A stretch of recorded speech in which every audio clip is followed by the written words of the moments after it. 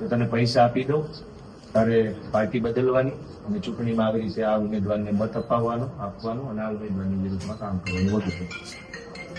આ ભાઈએ અમારી પાર્ટીમાં જાણ કરી કે ભાઈ આવો મને ફોન આવ્યો છે, પણ હું પૈસા લેવા માંગતો નથી, હું આવું કામ કરવા માંગતો નથી, અને આપણે આવા લોકોને ખુલ્લા પાડવા જોઈએ જનતા સમક્ષ, સરકારી તંત્ર સમક્ષ, અને આવા લોકોને સજા થાય એના માટે આપણે કામ કરવું જોઈએ.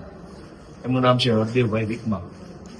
એટલે અમે એમને લઈ અને જ્યાં બોલાવ્યા ત્યાં ગયા, લાઈવ કેમેરા સાથે, કન્ટિન્યુઅસ રેકોર્ડિંગ સાથે.